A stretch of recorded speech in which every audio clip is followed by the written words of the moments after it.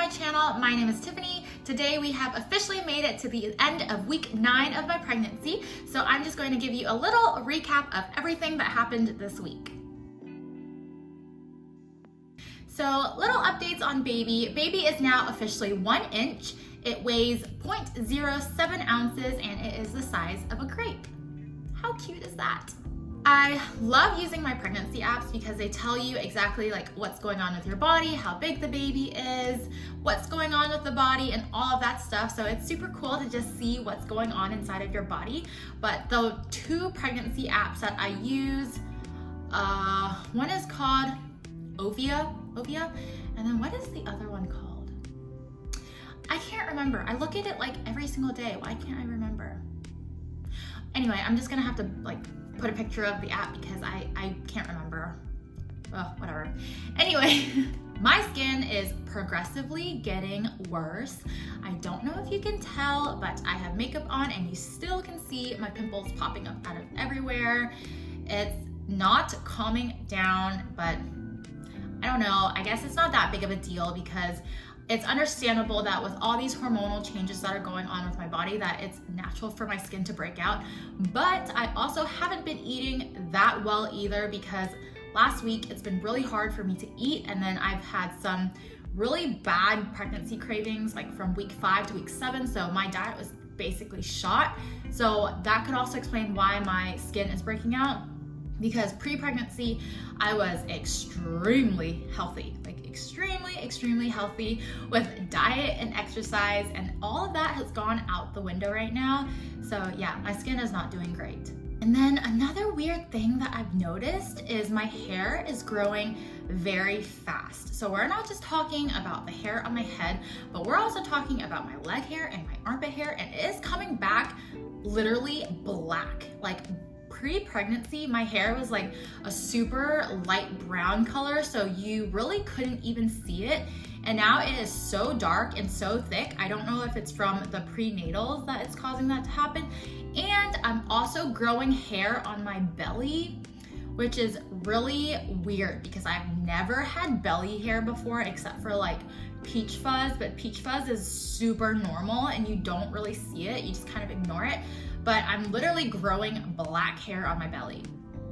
It is so weird and so uncomfortable, so I waxed it off. I don't know if that's good. Let me know if that's good or not, but I don't know. I just don't like seeing it, so it's gone now. But it was like a lot too. It was so gross to me.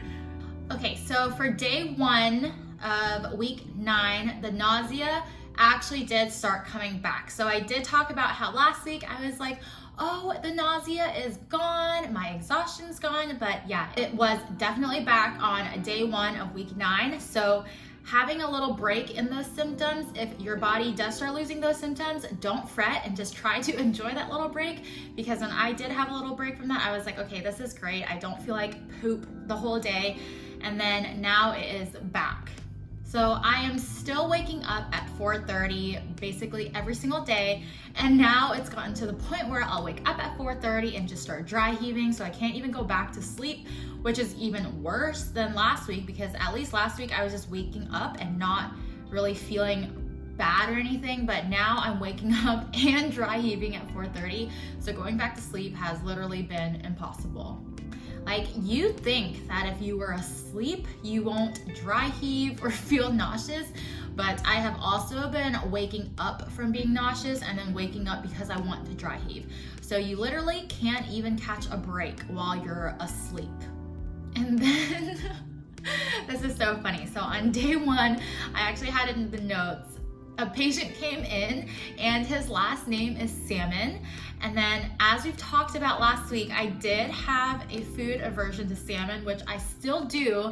And so when he came in and I saw that his last name was Salmon, I literally could not stop dry heaving and my eyes were just watering behind my mask the entire time.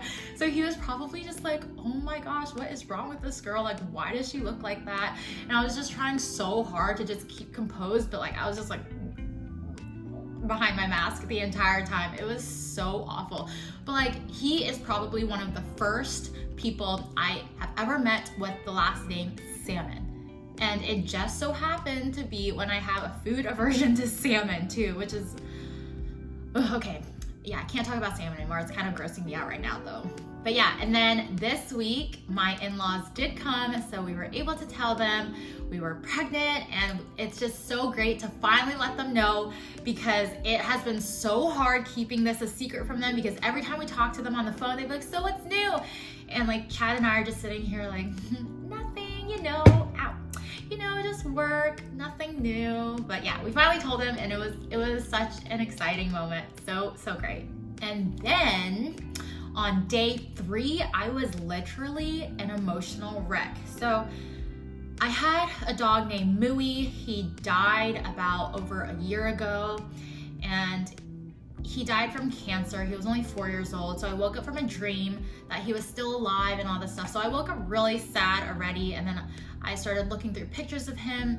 So when I was eating breakfast at like 8 o'clock, I started crying, looking at pictures of him. So it wasn't even 8:30 yet, and I already started crying. So this was like a sign that the rest of the day was just going to be kind of like, And then at around 9:30, I threw up my entire breakfast.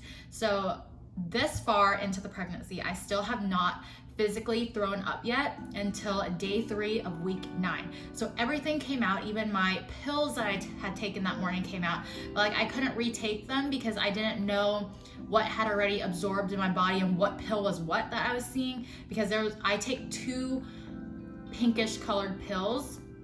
One's a cranberry pill and one is my prenatal, and one of those came out and I didn't know what it was, so I couldn't retake it. And I'm pretty sure my probiotic came out too, so I was just like, okay, whatever. And then the rest of the day was just so bad. I was just nauseous and tired like the entire day. Like when I have like a bad day of nausea, it literally lasts like the full day. It's not just morning sickness, like it's the entire day. So going to work like that was kind of bad. I was so late to work, but I made it through. I just sucked it up and it was fine. But yeah, it was tough. And I forgot to mention, after I threw up, like all my little like skin around my eye, like they popped, and like it was just like red, and like the blood vessels around my eyes, like I guess popped, not like my eyeball, but like the skin vessels around my eyes all popped because I was throwing up so badly. So my eyes were just like red like this for like 2 days. It was so bad. All right, and then day 4 and day 5, the nausea subsided at that point. It's really weird because when nausea hits you, you just like wake up and it just hits you. Like it's so random, and then the next day it can be completely gone. So day 4 and day 5, like everything was pretty chill. I was doing pretty good actually. And then the nausea did come in the morning and then at night, but throughout the day it's typically fine. I don't know why nausea typically hits me at night. Like that is normally the time where I feel the worst, but it's okay because I go to bed anyway, so it doesn't really matter, but it does make night times really uncomfortable. And then we have our 10-week ultrasound coming up. So we will also be doing the NIPT blood test. I actually need to call my insurance and see if they cover. Typically insurances don't cover, so we'll see if I can even do that. And then when that comes in, I'll also be able to find out the gender, so I'm so excited.